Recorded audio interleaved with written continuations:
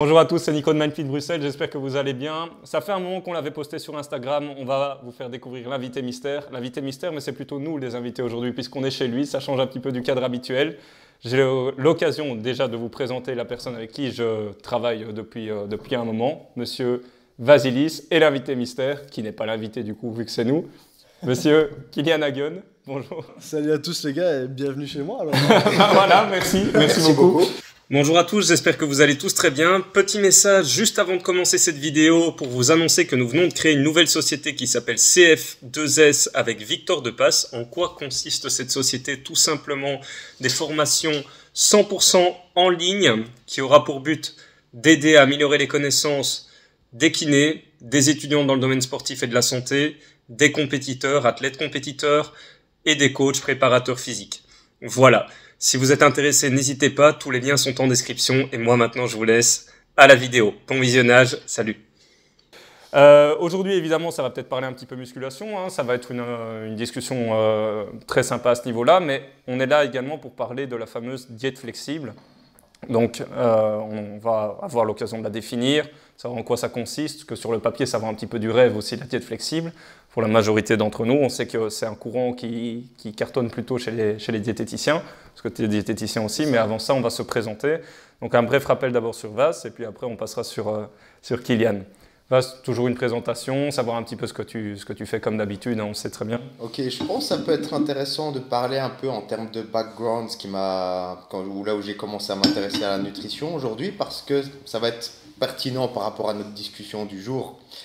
Et en fait, j'ai commencé à m'intéresser à tout ce qui est nutrition sur vraiment le côté performance sportive et composition corporelle. Donc, comme je te disais, j'ai même été coaché par ton ami Rudy Koya quand j'avais 16 ans. Ouais, vous avez tous les deux le lien avec Rudy. Voilà, on lui remet le bonjour. Hein. Qui est la base de beaucoup de choses au final. Hein. Voilà. Il faut rendre à César ce qui est à César. La première personne qui a parlé de la surcharge progressive en France, ou ce que je pourrais dire, voilà. Le dinosaure du film Diane, quoi. C'est ça. Ouais. Et donc j'ai commencé à atterrir sur les forums de musculation, forums de Planète Muscle, où justement, on parle de diète flexible, c'était des diètes qui étaient très très rigides, non seulement en termes d'aliments, genre les diètes c'était flocons d'avoine, blanc d'œuf, blanc de poulet, brocoli, patates douces, voilà, très très restreint. Et par exemple, tu veux perdre de la graisse, ok, pas de carottes. Les carottes, c'était même pas la peine d'y penser en déficit calorique pour perdre de la graisse. Voilà, donc très très rigide, non seulement dans les choix des aliments et aussi dans l'approche, genre ok, t'es en diète, ok, aujourd'hui c'est cheat meal, cheat day, ce genre de choses, donc un peu cet état d'esprit on-off.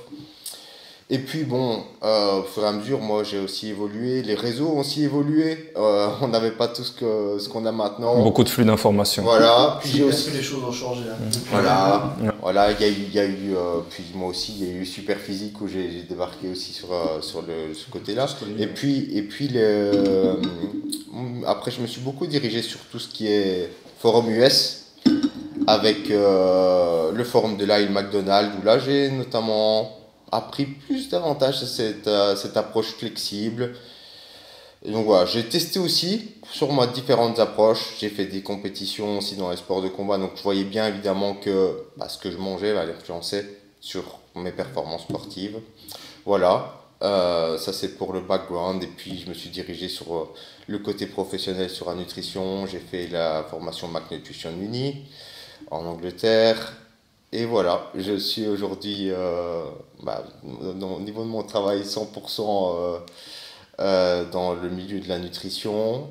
100% indépendant, voilà. Tu as tes services, voilà. tu as le fameux livre. Voilà, je réalise des formations, donc notamment une formation sur la perte de graisse rapide et mon livre sur les produits laitiers. On aura l'occasion d'en reparler un petit peu de tes services aussi, parce qu'on sait que, enfin moi je le sais déjà, vu que c'est toujours un petit peu en avance, que tu es sur d'autres projets. Ouais. J'en dis pas plus parce que je sais pas si tu veux réserver ça en privé ou le garder pour la fin ou quoi. Il y aura peu de secrets, mais voilà, c'est bien. Comme ça oblige les personnes à s'abonner. Mettez pause, abonnez-vous, comme ça vous serez au courant de ce qui se passe. On passe à Kylian. un petit peu ton expérience sportive, ton expérience en diététique. Qu'est-ce qui a fait que tu t'intéressais à la diététique? Ça fait déjà beaucoup de questions. Ça fait des choses à dire. Du coup, de mon côté, c'est vrai qu'il y a quelques ressemblances par rapport à toi. Donc moi, j'ai vraiment commencé par la musculation. J'ai commencé la musculation parce que je voulais me développer, je voulais gagner en force, quoi. Donc à partir de ce moment-là, je me suis dit, le but du jeu, c'est vraiment d'apprendre un maximum de choses pour moi, pour ma pratique, pour m'améliorer. Donc ça fait 12 ans moi, que j'ai commencé la muscu.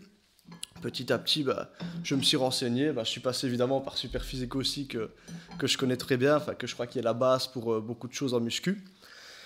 Petit à petit, je me suis rapidement aussi rendu compte que l'alimentation, c'était vraiment un des facteurs, on va dire, plutôt les plus importants pour progresser, et que si l'alimentation n'est pas là à côté, les performances ne vont pas suivre, la progression en musculation ne va pas suivre. Du coup, ça a vraiment été une étape primordiale pour arriver à aller plus loin. Donc vraiment, tout mon cheminement, moi, de base, en tout cas les débuts, passe à travers ma pratique. Vu que je voyais comment ça se passait sur moi, je me disais, tiens, il faut améliorer là, je me renseigne par rapport à ce point-là, quoi. Donc voilà, le temps passe, après quelques années de muscu, je me rends compte que c'est quelque chose que j'apprécie vraiment. J'ai orienté mes études d'abord dans ce sens-là, d'abord dans le domaine du sport. J'ai fait des études universitaires dans le sport. Après ça, ce que j'ai fait, je me suis orienté aussi vers la diététique, où j'ai fait des études de diététique pour devenir diététicien. Et au niveau vraiment sportif, par rapport vraiment à moi, ce que j'ai fait, c'est que j'ai fait différentes compétitions. Je suis passé par le powerlifting, des compétitions au niveau national belge, et également par le bodybuilding. Voilà. C'était plus des petites expériences que j'ai fait pour voir comment ça se passait, pour justement avoir un retour encore plus important à ce niveau-là. Et aujourd'hui, optique powerbuilding un petit peu, tu coupes les deux? Je vais dire qu'aujourd'hui, il n'y a pas vraiment d'optique de compétition. L'idée, c'est vraiment, encore une fois, personnel, c'est d'arriver à progresser par rapport à moi, quoi. C'est vraiment le moteur de ma progression, c'est les objectifs que je me fixe, et c'est moi. Donc tout est adapté par rapport à moi. Et voilà, je suis le centre de ma progression, on va dire ça comme ça. Sinon, pour tout ce qui est un petit peu justement extérieur à moi, ce que je fais du coaching aussi, c'est vraiment la base de mon travail, du coaching à distance, pour des personnes dans le domaine de la musculation qui veulent progresser, qui veulent mettre toutes les chances de leur côté, quoi. Donc par rapport à l'entraînement, par rapport à l'alimentation. Donc voilà pour moi. Puis à côté, j'ai ma chaîne YouTube qui va bientôt reprendre, vu qu'elle est restée un petit peu de côté un petit moment, étant donné que j'avais beaucoup de boulot. Tu as des objectifs particuliers avec YouTube ou c'est juste partager un max? Non, c'est plus, c'est partager. Et là, vu que j'ai énormément travaillé sur mon home gym, il va y avoir une grosse étape de présentation. On va voir un petit peu tout ça, quoi. J'aurai l'occasion de le voir en premier. C'est ça, voilà, tu le verras en peut-être pas en premier, mais bon, voilà. Dans les premiers, en tout dans les premiers, quoi. Écoute, super. Alors, juste avant de commencer sur la diète flexible, tu parlais également... Parce que tu es mon diététicien. C'est ça. Tu sais que j'ai eu des soucis de santé, notamment au niveau de ma gastrite, etc.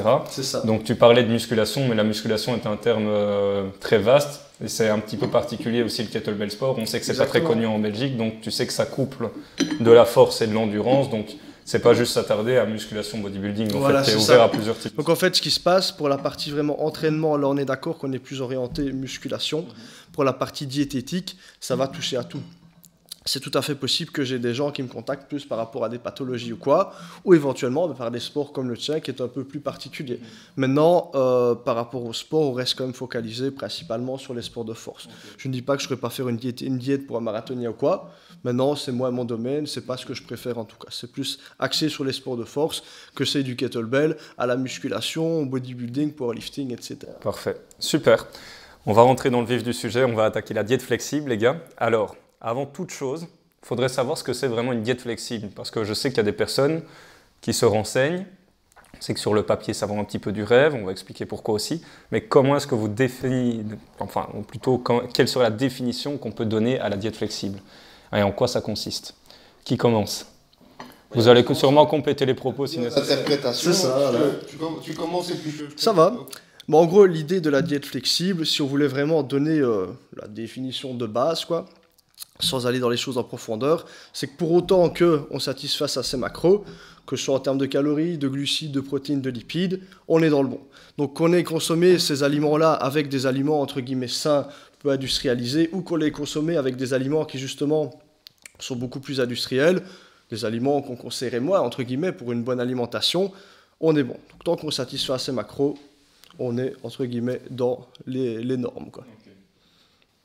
Ok, ouais, donc globalement ça, c'est généralement de la façon dont c'est interprété sur les réseaux, la diète flexible. Donc en fait, je parlais tout à l'heure de diète qui était très rigide en termes d'aliments, genre poulet, brocoli, riz, patates douces, etc. Pas de carottes. Voilà, pas de carottes. Et puis le courant, il y a eu le courant IIFYM, donc si ça rentre dans tes macros, et puis ça vient, je pense, le courant a démarré sur le forum bodybuilding.com, où les gens posaient, ok, est-ce que je peux mettre 15 grammes de beurre de cacahuète dans ma diète? IIFYM, si ça rentre dans tes macros. Et bien que ça donne une certaine flexibilité en termes de choix d'aliments, ça ne veut pas dire que l'attitude derrière ça est flexible. Et en fait, c'est là où je vais en venir, c'est que la diète flexible dans la recherche n'a rien à voir avec IIFYM. Quand on regarde flexible dieting et rigid dans la recherche, c'est plus en ce qui concerne l'attitude. Donc l'attitude de la personne dans le sens état d'esprit noir ou blanc, bon ou mauvais aliments,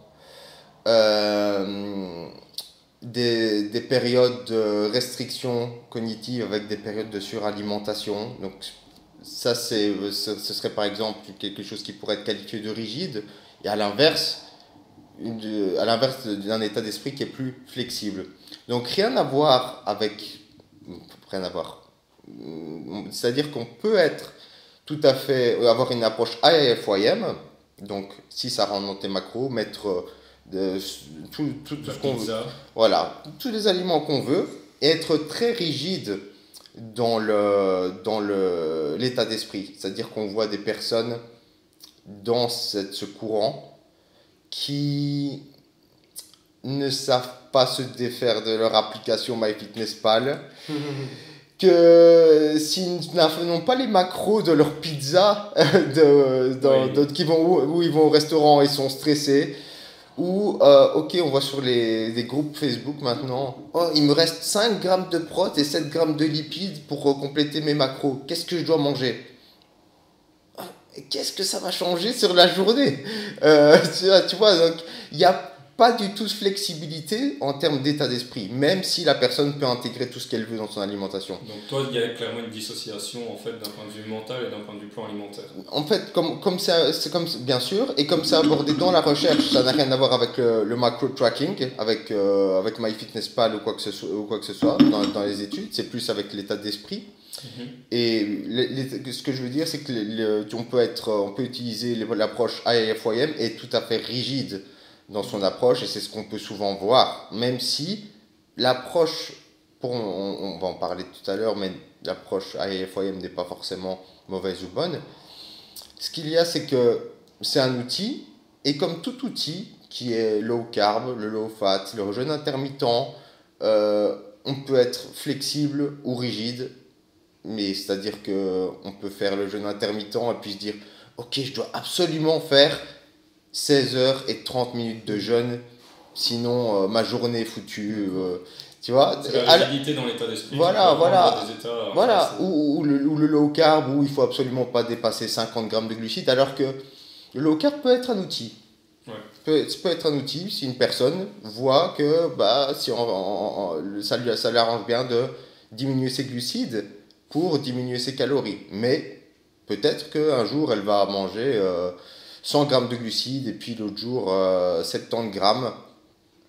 Et il n'y a pas de problème avec ça. Et peut-être qu'un jour, elle va faire low carb et puis le lendemain, elle va peut-être pas faire low carb, elle fera une autre approche. Tout ça sont des outils qu'on peut mixer, et c'est ça aussi qu'on peut voir ça de manière plus flexible. Si on devait résumer ça sur un graphique, en fait, ça ferait ça en fait un petit peu. D'un point de vue low carb, high carb, le lendemain, quoi que ce soit. Ouais, ça peut être vu comme ça, ou on peut même faire tout le temps du low carb. C'est de se dire, il n'y a pas de magie à ça, il n'y a pas de problème si un jour on ne fait pas du low carb. Voilà, c'est pas 50 grammes de glucides et pas 70. Voilà. Ok. J'aime bien l'idée justement que tu donnes, et je vois exactement les choses de la même façon. C'est qu'il ne faut pas prendre une méthode pour une idée absolue, une voie dans laquelle il faut se diriger sans passer par d'autres chemins. Le truc, c'est vraiment prendre les choses comme des outils. Voilà, je me rends bien compte qu'avec cette pratique-là, ça peut m'aider dans certaines situations, c'est quelque chose qui me convient bien, ben, je me dirige vers là. À côté de ça, ben, comme tu le disais très bien, avec les méthodes justement où bah, tu dis voilà, je dois absolument traquer mes macros, si je dépasse un tout petit peu, c'est pas bon, bah, les gens ils n'ont pas compris le but justement de cette méthode-là. L'idée, c'est que c'est de donner des repères, c'est pas d'être vraiment restreint à une structure qu'on ne puisse pas du tout en sortir.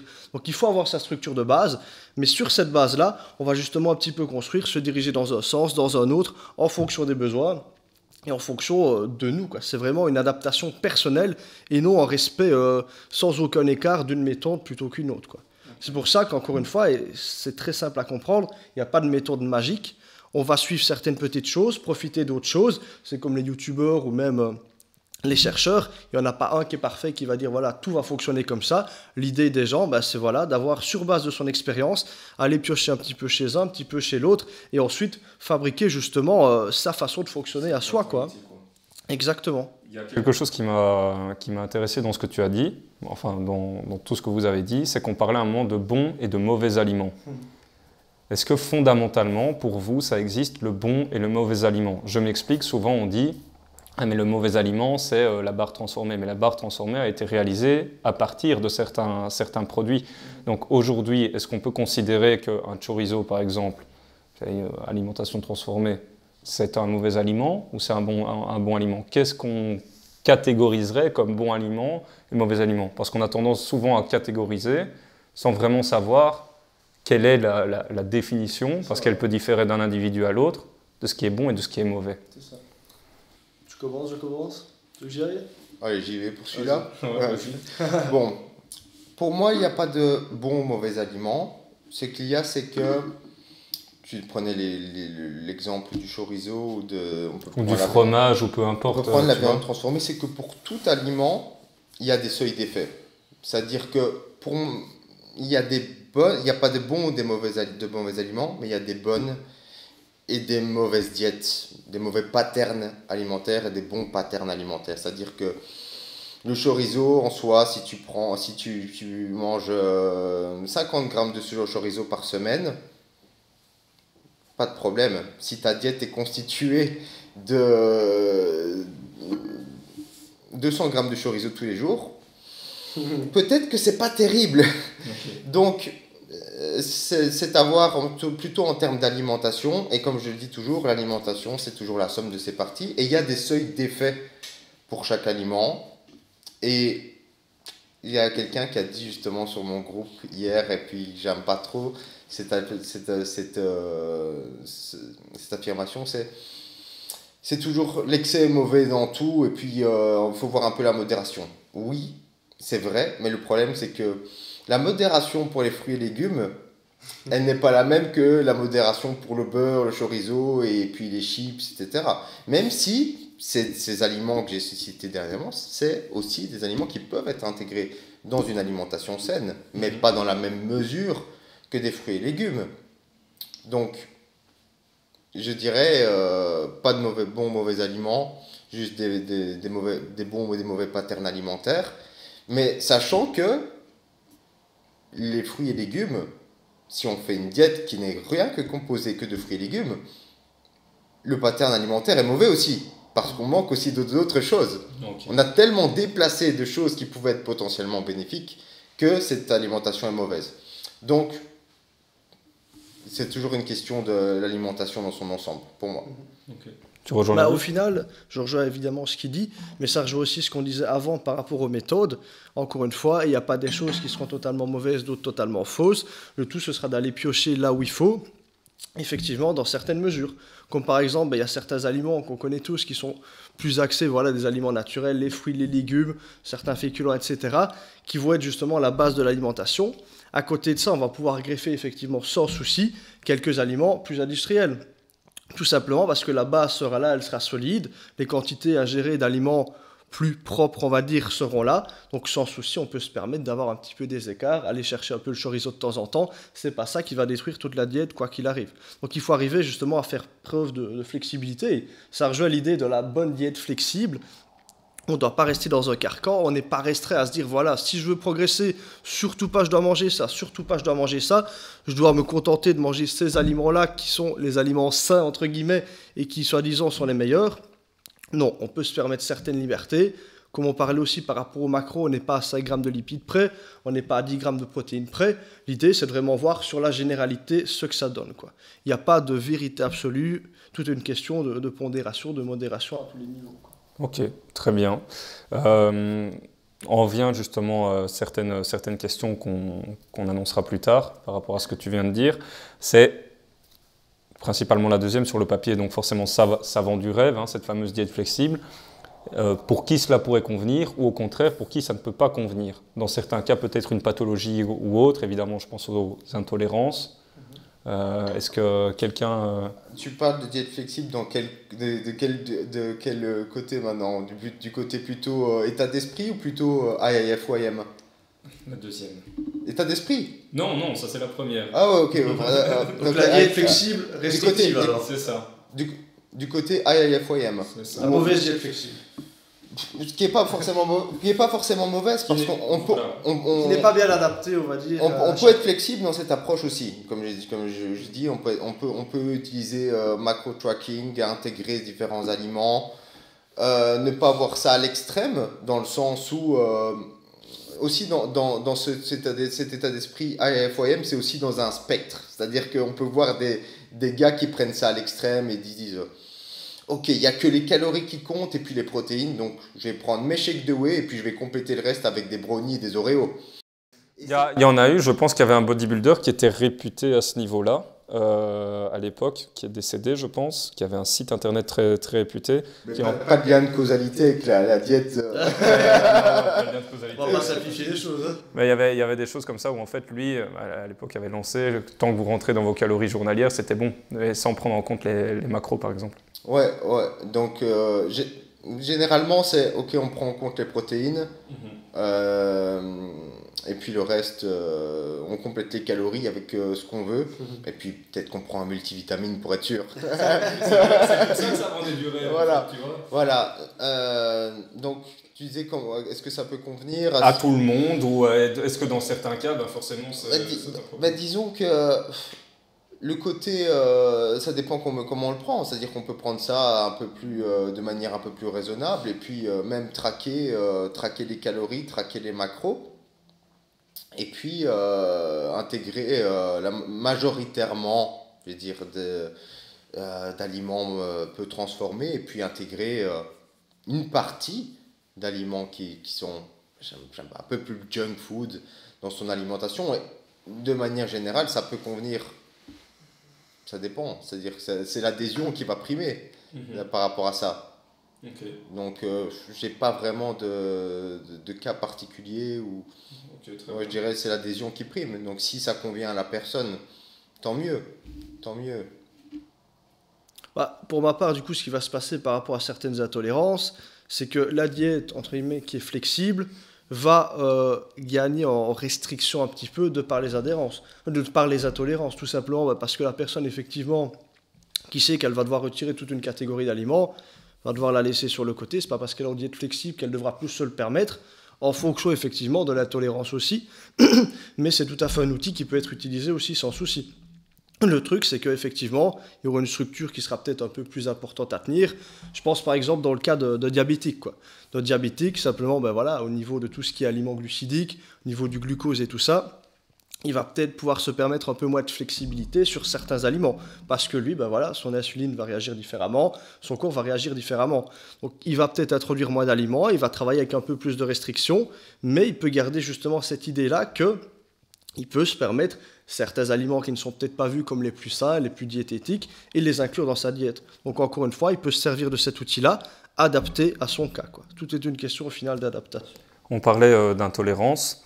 Est-ce qu'on peut juste faire une petite parenthèse pour expliquer en fait la différence entre intolérance et allergie, parce qu'il y a beaucoup de personnes qui peuvent confondre par rapport à certaines réactions. Est-ce que l'un de vous sait l'expliquer? Bah, en fait, la différence entre l'intolérance et l'allergie, c'est que l'intolérance ne va pas impliquer une réaction du système immunitaire, donc c'est typiquement une déficience enzymatique, comme la fameuse intolérance au lactose, en fait. C'est le moment où on affiche en fait le fameux livre de Vasse. Achetez mon livre. Écrivez vos préjugés. Voilà, et donc qui est une conséquence d'une déficience en lactase. Voilà, donc c'est un exemple concret. Et puis l'allergie va impliquer une réaction immunitaire, les IgE, en réaction à une protéine des aliments. Parfait. Une allergie, voilà, c'est vraiment une réaction par rapport à une protéine. Qu'une intolérance, c'est quelque chose que le corps ne peut pas traiter de façon, on va dire, correcte. Ok, magnifique. On arrive justement à cette fameuse question. Je sais que tu encadres des bodybuilders, c'est encore le cas maintenant? C'est ça, ouais. Ok, très bien. Donc, est-ce qu'il y a encore cette méthode old school que tu essayes parfois de changer et d'éduquer, dans le sens où on revient souvent, parce que je viens moi-même d'une salle où il y avait beaucoup de bodybuilders, est-ce que manger constamment la même chose peut amener à un état d'esprit un petit peu trop rigide qui te fait péter un câble? Et est-ce que la notion de cheat meal aujourd'hui, c'est pas mieux de la délaisser pour se dire je m'octroie le fait que j'ai droit à dériver de mon plan et de mieux repartir, plutôt que se dire ok, non, je reste dans ce plan et j'ai droit que le samedi à manger par exemple un burger, et puis peut-être qu'on pourra même légèrement partir autrement que sur la diète flexible et s'ouvrir un petit peu plus l'esprit entre la différence d'un cheat meal et une recharge. C'est ça. Ok. Du coup, par rapport vraiment au monde du bodybuilding, c'est vrai qu'il y a vraiment des idées très ancrées, comme quoi tous les gens qui vont préparer des compètes, c'est toujours fort à l'ancienne, je trouve, dans ce milieu-là. Tous les gens qui vont préparer une compète vont avoir une diète très très restrictive, dans le sens que ce sera quasi tous les jours les mêmes aliments. Pour ce repas-là, c'est toujours ça. Pour ce repas-là, c'est toujours ça. Et là, on est totalement à l'opposé du coup de la diète flexible, et on est aussi à l'opposé de quelque chose de logique, tout simplement parce qu'il n'y a aucune adaptation dans ce cas-là. On est vraiment sur quelque chose, tu prends ça, tu le suis, et ça va fonctionner. Le souci avec ça, c'est effectivement, il y a beaucoup de chances que ça fonctionne, tu vas perdre du poids, tu vas sûrement évoluer vers tes objectifs, mais on n'est pas du tout sur quelque chose de fonctionnel, de transférable sur la vie de tous les jours, quoi. C'est pour ça que les gens qui suivent ce genre de diète très restrictive, que ce soit en termes de calories, mais aussi en termes de choix d'aliments, il y en a beaucoup qui vont lâcher. Combien de personnes vont dire, voilà, une diète pour préparer une compète, c'est quelque chose d'insurmontable, c'est super compliqué à tenir. Moi, je ne suis pas du tout de cet avis-là. J'ai préparé mes compètes, j'ai mangé en termes de choix d'aliments comme d'habitude. Je ne me suis pas senti restreint, je n'ai pas eu de difficulté à tenir ma diète. On peut rappeler les résultats que tu avais eu en compète? Sur les championnats, j'ai fait des championnats du coup d'Europe où j'ai fini 2e, et des championnats du monde où j'ai fini top 6, quoi. Puis sinon, toutes les compètes de qualification, là, j'ai fini 1er, sinon j'aurais pas été qualifié, quoi. Donc voilà. Mais de tout ça pour en venir au fait que, effectivement, en bodybuilding, il y a toujours énormément encore d'idées reçues de diètes très rigides. Mais pour moi, c'est pas quelque chose du coup de viable, que ce soit pour la compétition ou pour le reste, tout simplement parce qu'on peut se permettre tout à fait d'avoir différents choix, de proposer différentes alternatives. Donc j'ai beaucoup de gens qui viennent chez moi qui me disent, voilà, et que l'ancien préparateur, j'aime déjà pas du tout ce terme-là de préparateur, vu que ça renvoie directement à l'utilisation de produits interdits, quoi. Mais voilà, mon ancien préparateur m'a dit, voilà, j'avais cette diète-là, je mangeais tous les jours ça, avec ça, avec ça. Première chose que je fais, voilà, on remet les choses à leur place. Ton alimentation va effectivement adapter tes macros. Le but du jeu, c'est que tu aies des répartitions qui soient correctes dans ton cas. On sera peut-être un petit peu plus rigide que sur une alimentation classique avec un objectif moins important, pas avec une échéance comme ça. Mais le but, c'est que tu puisses, à chaque repas, être content de manger. Que chaque repas ne soit pas une contrainte, une obligation à suivre, quoi. Donc on repart effectivement sur une alimentation qui va être plus permissive. Il y a une structure derrière, il y a des quantités à respecter, mais il y a différents choix. Au final, tu connais aussi un petit peu ce type-là de diète. Oui, tu as des quantités d'aliments à respecter, sauf que tu es sur ton repas du midi, tu n'es pas obligé de manger du riz avec du poulet, avec des brocolis. Non, si tu veux, tu manges des pâtes. Si tu veux, plutôt que de manger du poulet, tu vas te prendre un steak haché. Tu vas choisir le légume que tu veux. Tu peux éventuellement te faire ton plat sur base de ça, sur les choix que tu fais. Donc ça donne vraiment une permission, ça donne une flexibilité. tout évidemment en gardant la structure derrière, quoi. Et par rapport du coup à la notion de cheat meal, c'est vrai qu'encore une fois c'est quelque chose qui est vraiment très présent en bodybuilding, quoi. Beaucoup le burger et les frites, quoi. Je suis belge, mais voilà. Mais les frites, elles sont primordiales, quoi. J'en parlais justement, je pensais à Vas, j'ai dit j'attends la compétition pour vraiment avoir mon ravier de frites, quoi. Tu vois, voilà. Encore une fois, effectivement, c'est qu'il y a des aliments qui sont plus difficiles à vraiment inclure dans une diète. C'est vrai que des frites, bon, la quantité de lipides par rapport à la quantité de glucides va faire que c'est très difficile vraiment d'avoir quelque chose qui rentre dans la diète. C'est pas impossible, mais c'est vrai que tu auras dur de consommer une quantité de frites qui te plairait tout en restant sur quelque chose qui te convient. Donc pour moi, la notion de cheat meal, c'est vrai que quand on voit le cheat meal comme le bodybuilder, voilà, il faut faire son cheat meal à telle date. Le cheat meal, je vais pouvoir manger tout ce que je veux. Pour moi, elle est mauvaise, tu vois. Par contre, le fait de dire, voilà, j'ai toute une semaine complète où j'ai eu une diète avec une structure derrière, mais avec une certaine flexibilité. Puis à côté de ça, une fois par semaine ou un peu plus, quand j'ai envie, je mange quelque chose qui sort un petit peu du cadre, mais quand même avec, entre guillemets, un certain respect de l'aliment. Je ne vais pas me faire une orgie à chaque fois. Tant que mon cheat meal, je le consomme avec des quantités similaires à mes quantités habituelles, c'est pas ça qui va avoir un impact conséquent sur la diète. En gros, la diète qui aurait été correcte le reste du temps va tout à fait amortir le cheat meal normal qu'on aura consommé à la fin. Maintenant, on n'est pas obligé de voir ça comme un cheat meal. On peut très bien adapter des quantités, modifier un petit peu les aliments de la diète de tous les jours pour avoir quelque chose qui nous plaise tout en restant aussi dans nos apports, entre guillemets, conseillés, quoi. Est-ce que tu rejoins cet avis-là ou pas du tout? Mid-level. Je vais m'expliquer un petit peu sur le sujet. La question c'était sur le cheat meal. Hein. Ouais, voilà. Et si c'est pas en fait une restriction en fait de se dire j'attends tel jour pour justement l'avoir et je respecte comme ça, sinon ça va pas aller. Il parlait des diètes des bodybuilders et en fait ce qui est intéressant. Je te coupe juste une minute et s'il y a des recherches aussi ou si tu as des référencements aussi qu'on pourrait par la suite rajouter, on sait jamais que ça pourrait être intéressant. Ouais, bien sûr. Ouais, il parlait des diètes de bodybuilders. Et puis tu as eu beaucoup de personnes qui étaient sur OS. Voilà, qui revenaient d'une diète vraiment à l'ancienne bodybuilding. Moi j'ai des exemples encore à l'heure actuelle qui le font. Hein. C'est quelque chose qui reste toujours très fréquent. Malheureusement, comme pour la muscu, les entraînements de musculation, il y a encore énormément d'idées reçues et de choses très restrictives qui ne permettent rien du tout à côté. C'est tu fais comme ça, si tu fais pas comme ça, c'est mauvais. Ouais, c'est ça, exactement. Mais cette mentalité se reflète. Elle existe encore énormément, malheureusement et étonnamment au final. Et puis que certains préparateurs étaient vraiment fermés sur ça, c'est ça qu'il disait. Exactement, c'est ça. Ouais. En fait, non, je te coupe, excuse-moi encore une fois. Ce qui se passe, c'est que je pense que la fermeture dont tu parles par rapport à certains préparateurs, c'est pas nécessairement une envie de mal faire, mais c'est, je pense que ces gens-là, ils ont été éduqués comme ça, ils ont appris comme ça, mais malheureusement aussi, ils ne connaissent que ça. Donc ils n'ont pas réussi à ouvrir leur esprit sur autre chose, et ils n'ont peut-être pas non plus les connaissances pour apporter autre chose aux gens. C'est un peu ça aussi l'idée. Il y a beaucoup de préparateurs qui, voilà, ils ont préparé plein de gens, celui-là, il a 100 athlètes, ils ont à chaque fois fait de bons résultats.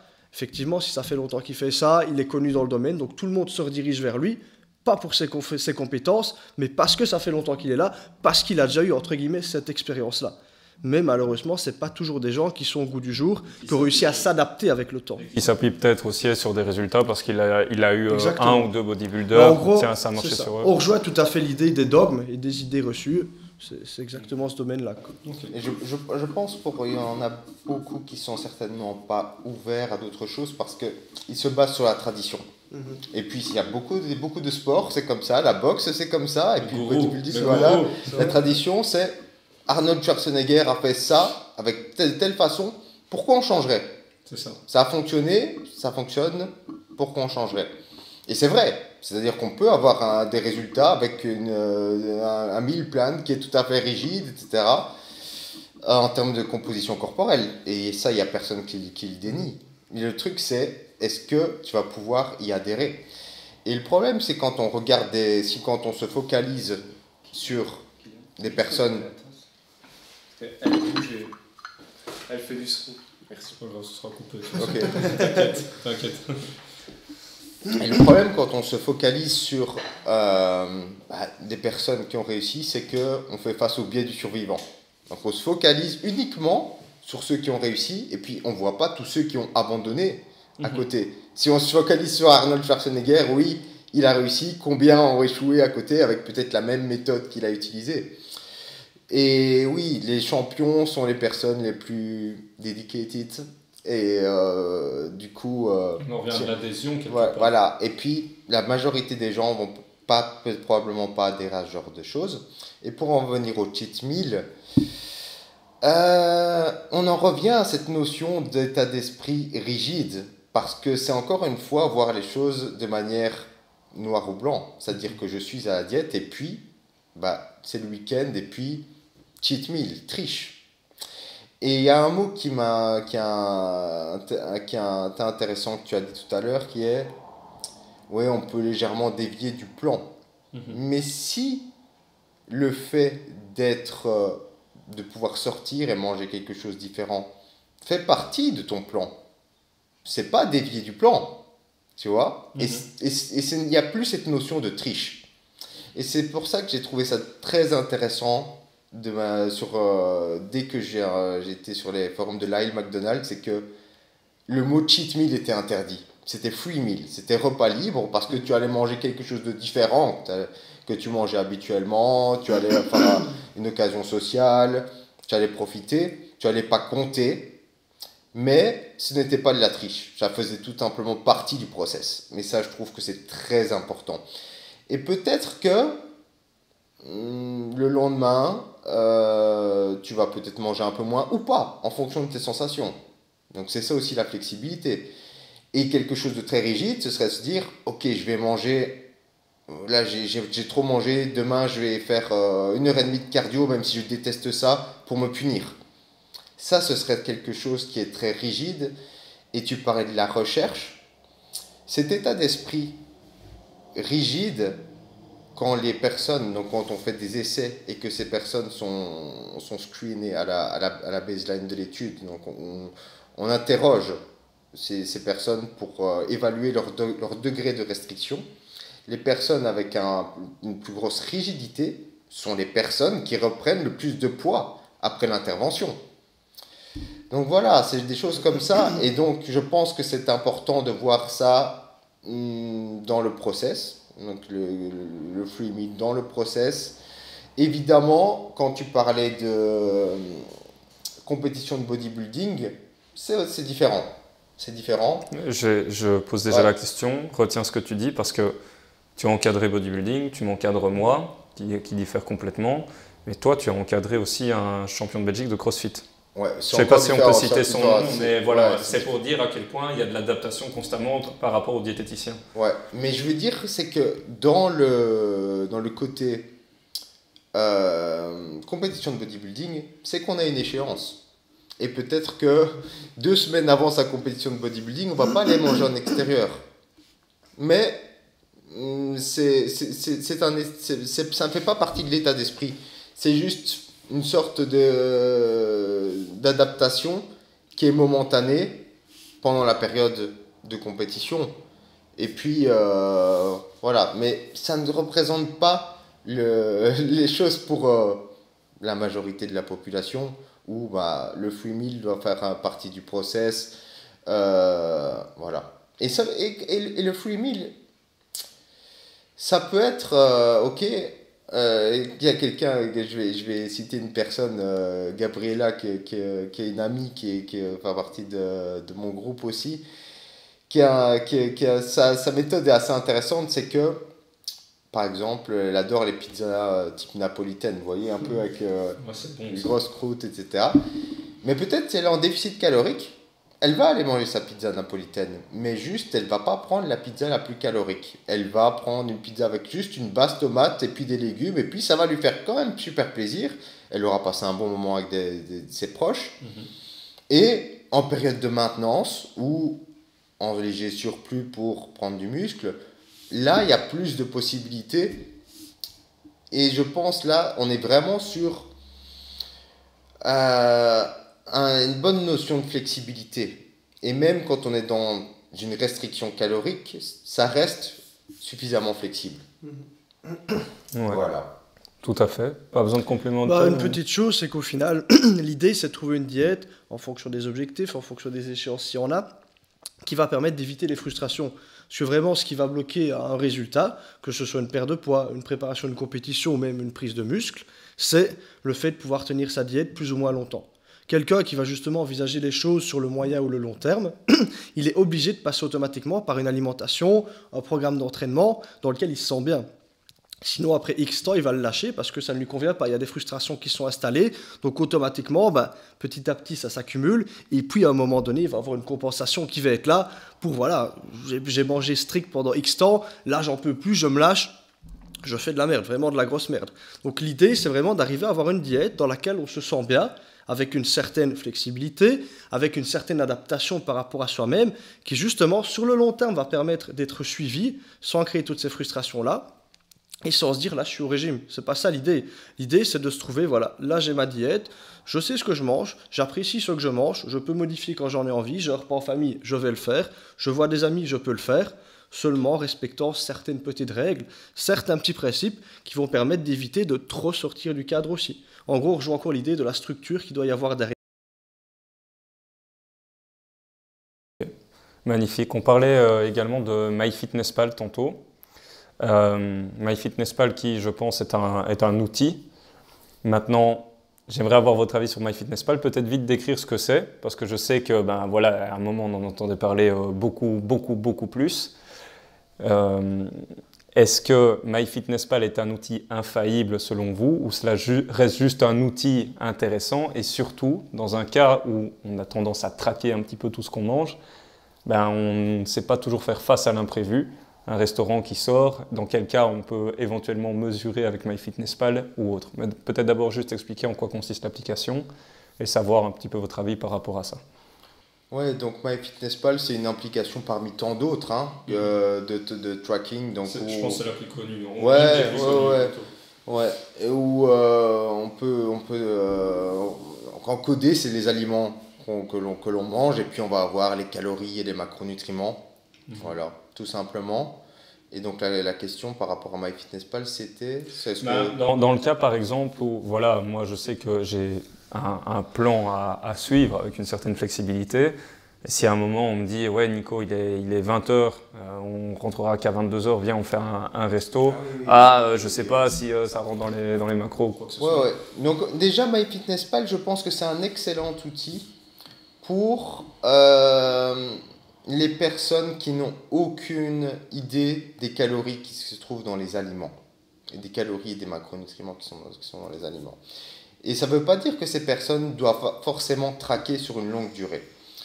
Mais par exemple, il y a une étude qui est super intéressante, qui est des personnes qui souffrent d'obésité et qui se plaignaient de ne pas perdre du poids à, je ne sais plus c'était combien de calories, genre 1500, quelque chose comme ça. Et en fait, ils sous-évaluaient le rapport de 1200 calories en moyenne par jour. La fameuse cuillère d'huile d'olive ou des choses comme ça.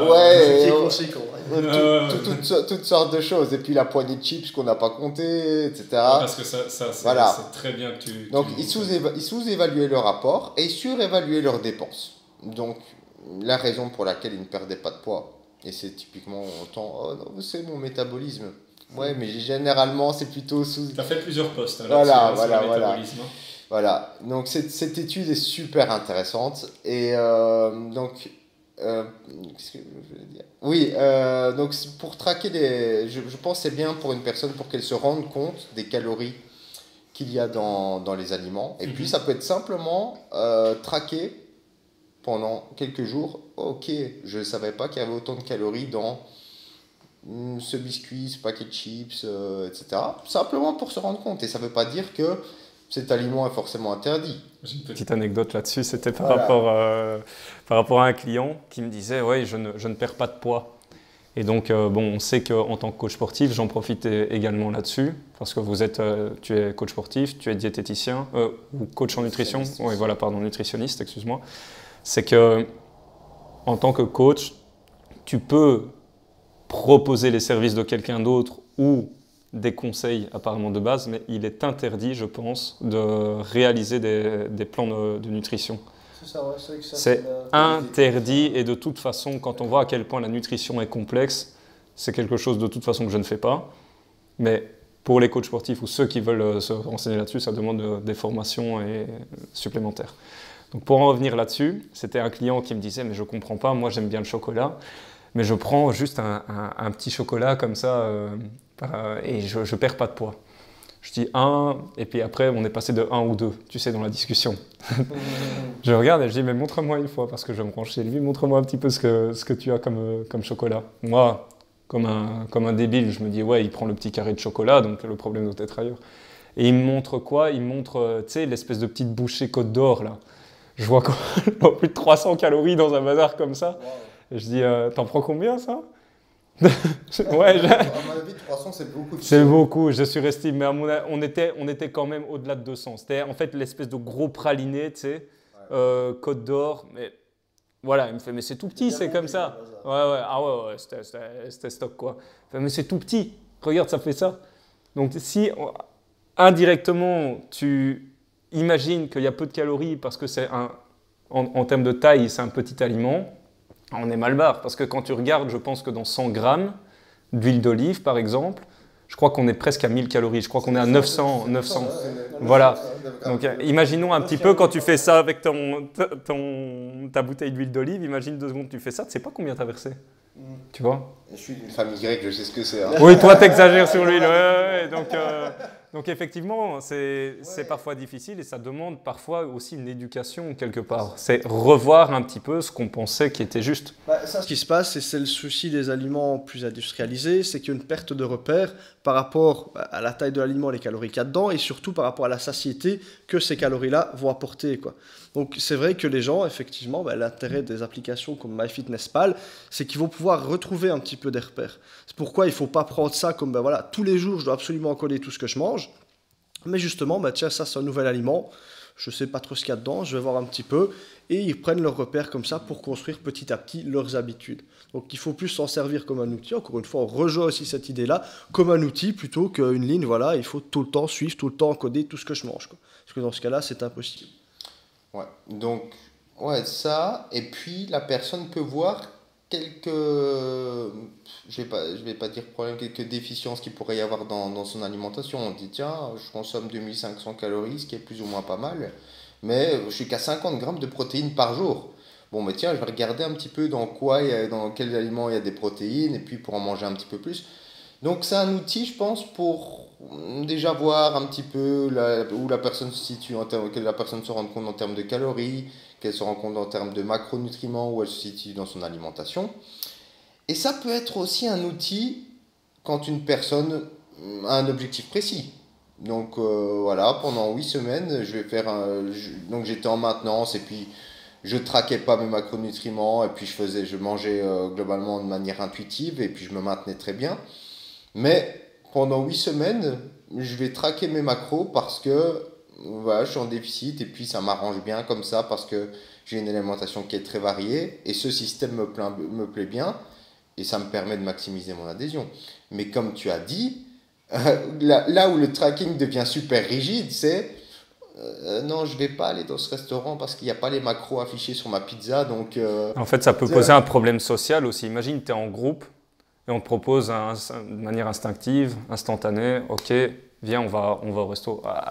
Et je peux pas. Ouais, mais tu sais, c'est pas tellement le problème de MyFitnessPal en soi. Tu peux avoir ça avec une personne qui fait régime paléo. Ah non, si on va pas dans un restaurant paléo, je peux pas aller. D'ailleurs, est-ce que ça existe comme concept? Restaurant paléo, oui, ça existe. Ouais, vous en avez. Ça existe. Purée, jamais je rentre là-dedans. Voilà,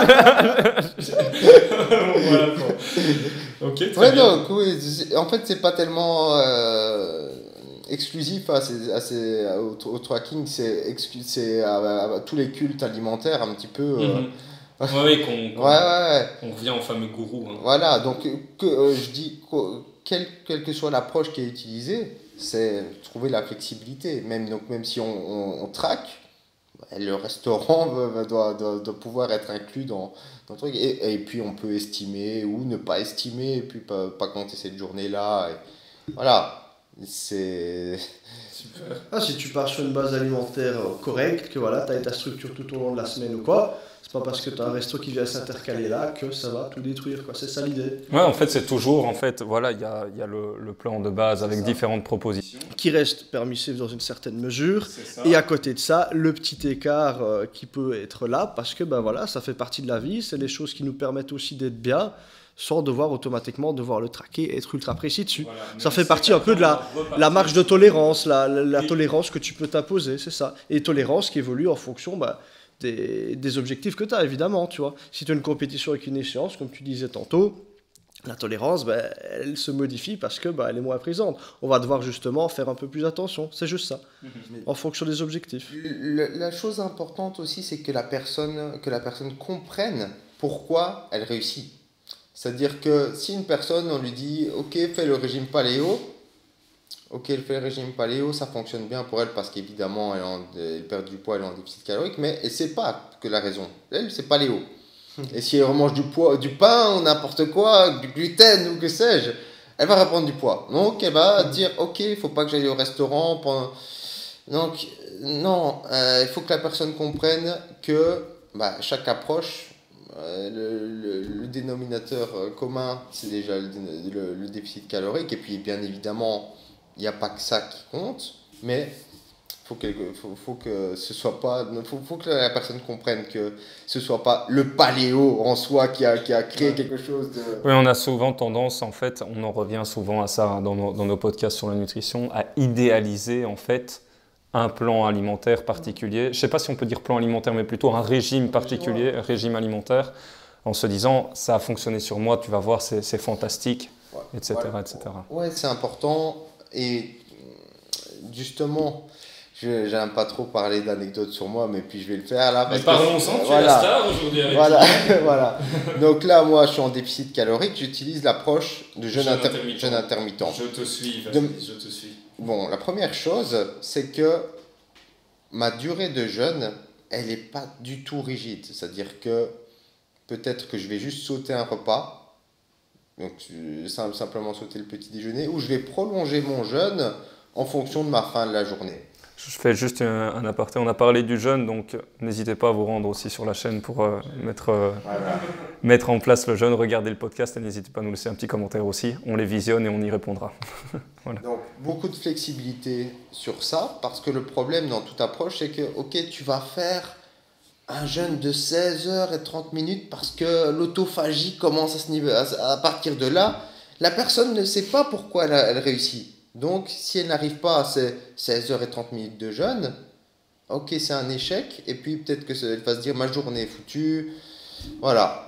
Et ce que je mets bien en avant aussi, c'est que mon approche que je fais actuellement n'a rien de magique. C'est-à-dire que ça fonctionne bien pour moi. J'y arrive bien à y adhérer pour le moment. Peut-être que dans 2 semaines, je vais peut-être changer d'approche. C'est-à-dire que là aussi, il y a une certaine flexibilité. C'est-à-dire que je peux jongler entre les différentes approches. Voilà, donc être flexible, je suis flexible en termes de durée de jeûne. Savoir que le jeûne en soi n'est pas magique. Et voilà. Et peut-être que aussi je vais changer d'approche ou mixer avec une autre approche. Parce que les différentes approches ne sont pas mutuellement exclusives. Mais il y aura un débriefing, non, par rapport à ça, justement. Bien sûr. Alors, peut-être que le podcast sortira après ce débriefing ou pas. Ça, il suffira de se rendre, en fait, sur l'Insta de Vas. Voilà. Je pense qu'on arrive tout doucement sur tous les sujets qu'on voulait aborder sur la diète flexible. Est-ce qu'il y a des choses que vous aimeriez rajouter avant qu'on parle plutôt des services que vous proposez, de ce que vous avez comme objectif dans le futur, etc. Je pense que la chose à ajouter, au final, c'est plus un peu une synthèse de tout ce qu'on a vu.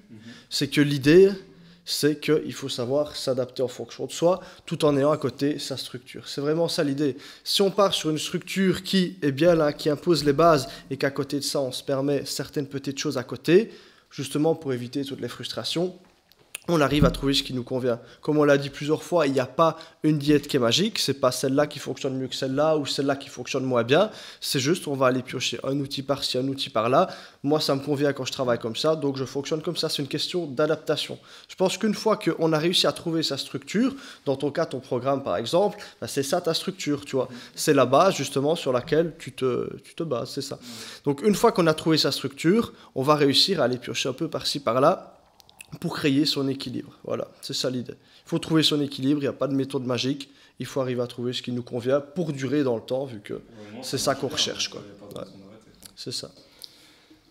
Ok, moi je dirais la principale chose à retenir, c'est la mentalité. Et puis je vais citer une recherche que j'adore, c'est une étude de perte de poids. 2 groupes à 1500 calories, macro-identiques. Un groupe avec du pain autorisé, l'autre pain interdit. Qui a perdu plus de poids? Celui avec le pain autorisé. Et pas parce qu'il y a eu quelque chose de magique à consommer du pain. Très important ça. Parce qu'il y a eu plus d'adhésion. Et d'ailleurs, dans l'autre groupe, il y a eu plus d'abandon. Donc, le groupe sans pain a eu plus d'abandon. Et ce n'est même pas que supprimer le pain est mauvais en soi. C'est la mentalité. Si je te dis, non, tu peux plus manger de pain pendant 12 semaines, tu vas te dire, ok, je vais avoir envie de pain là. Mais maintenant, si tu te dis de toi-même, ok, je vais peut-être pas consommer du pain pour le moment parce que c'est pas ce qu'il y a de plus rassasiant pendant mon déficit calorique, mais à tout moment, si j'ai envie, je peux en consommer. C'est pas grave, mais ce n'est pas ce que je vais inclure en priorité. La mentalité est tout à fait différente. Donc, d'un côté, on a je ne peux pas manger tel aliment, c'est mauvais. Et de l'autre côté, pendant une période donnée, je vais peut-être restreindre cet aliment, mais je peux le manger à tout moment. Et je peux aussi faire une journée à la maintenance calorique quand je veux. Donc c'est un état d'esprit qui est beaucoup plus flexible. Et je pense que cette mentalité, quelle que soit l'approche, c'est le plus important. Ok, ça boucle bien. L'étude est belle et je trouve qu'elle illustre vraiment bien tout ça. On pourra la mettre. Oui, il faudra la mettre, je pense. Tu sauras me l'envoyer? Voilà. Parfait, merci. Donc, pour boucler un petit peu tout ce qu'on a dit, est-ce qu'on peut faire un bref rappel des formations que vous proposez? Peut-être parler des objectifs, si ce n'est encore secret, à venir. Actuellement, ici, on est sur le mois de février. Je ne sais pas exactement quand sortira le podcast, mais voilà, parler un petit peu des projets à venir, s'il y en a, et des différents services également, savoir où est-ce qu'on peut vous contacter. Et de toute façon, les liens seront en description. Qui commence? Ok. Il y a des choses à dire, hein. Pour les deux, de toute façon. Ok, moi, mon travail est majoritairement sur Instagram, du coup. Donc là, je fais beaucoup de travail de vulgarisation scientifique. Je fais aussi des articles qui sont plus détaillés sur mon site internet Vassilis Nutrition. Voilà, donc là, sur Instagram, c'est plus... je vais pas dire des trucs plus sommaires parce que parfois je vais plus dans les détails, mais mes articles sur mon site sont plus détaillés, plus longs. Et au niveau des services, donc j'ai fait une formation sur la perte de graisse rapide, donc qui couvre tout ce qui touche à la perte de graisse, donc aussi bien la répartition des macronutriments, l'ampleur du déficit calorique, l'environnement, les diet breaks, donc les pauses dans le déficit, ce genre de choses. Donc c'est la perte de graisse au sens très large. Voilà.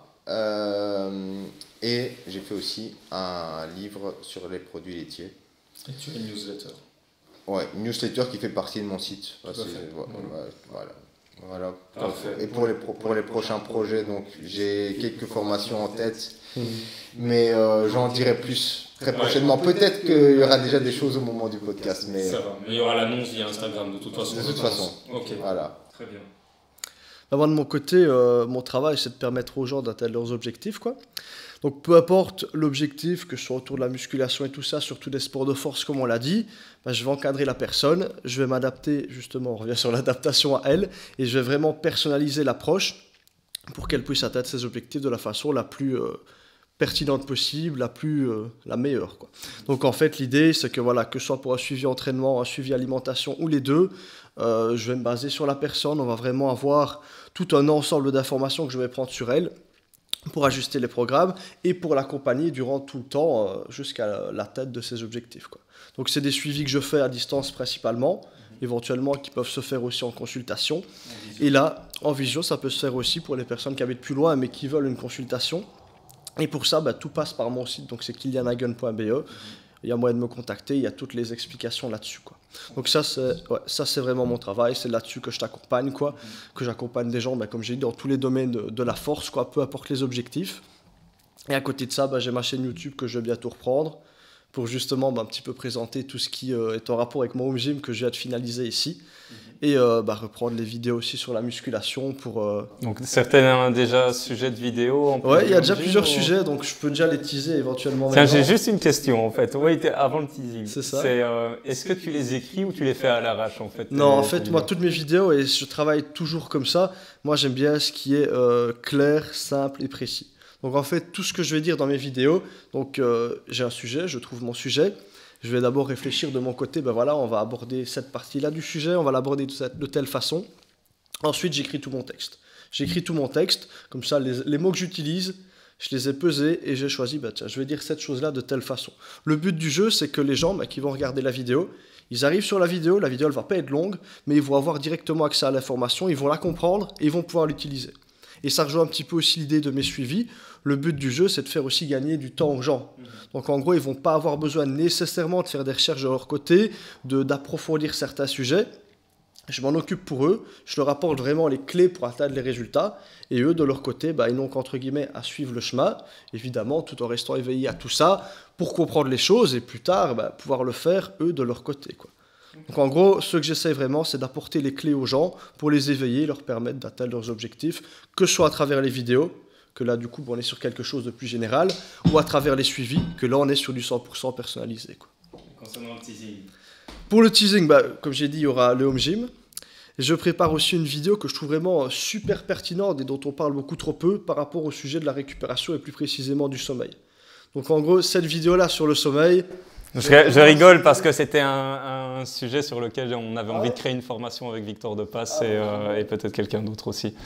Du coup, voilà, c'est une vidéo sur le sommeil où je vais vraiment essayer de revoir tout ce qu'il y a à savoir sur le sujet et aider les gens qui ont aussi des problèmes à ce niveau-là parce que c'est quelque chose qui est quand même très très fréquent.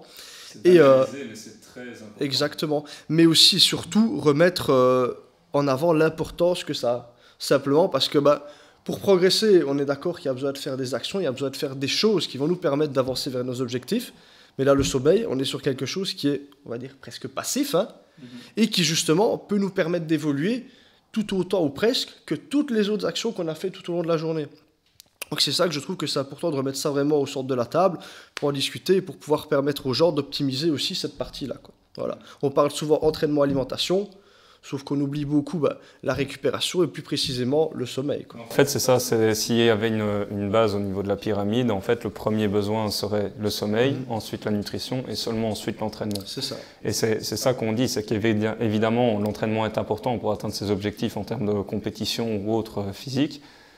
Mais si on ne dort pas bien et si on ne mange pas bien, il y aura du mal à suivre pour le reste et rentrer dans un cercle vicieux. On rentre vraiment dans l'idée de la chaîne avec le maillon faible. S'il y a deux maillons qui sont super puissants, l'entraînement et l'alimentation, ils sont indestructibles, qu'à côté de ça, on a un sommeil qui est vraiment lacunaire, évidemment, la chaîne, elle va lâcher. Pas comme si le reste n'avait servi à rien, mais on amoindrit en grosse partie tous les efforts qu'on a faits, quoi. On suivra ça de très près. Merci l'équipe. Avec plaisir. Et puis, on se retrouve pour un prochain épisode, prochain podcast. Et puis, faites-nous savoir également si... avec Kylian ça vous a plu et pourquoi pas discuter d'autres choses avec lui, aussi plutôt musculation ou autre. Je sais que tu as fait de la boxe aussi et que tu aimes bien un peu la prépa physique vite fait de près ou de loin. On pourra parler de la flexibilité dans l'entraînement. Mais c'est pas Il y aura tout à fait possibilité de rejoindre des concepts qu'on a vus pour l'alimentation. Au final, peu importe le domaine, il y a énormément de choses qui sont transférables. Donc... Sur la spécialisation de l'entraînement spécifique toute l'année ou au contraire la déspécialisation, moi aussi j'ai quelques idées à partager à ce niveau-là. Donc voilà, merci à tous et puis à la prochaine pour un prochain podcast forcément. Ciao. À toutes. Écoutez, magnifique, je trouve que ça découlait bien.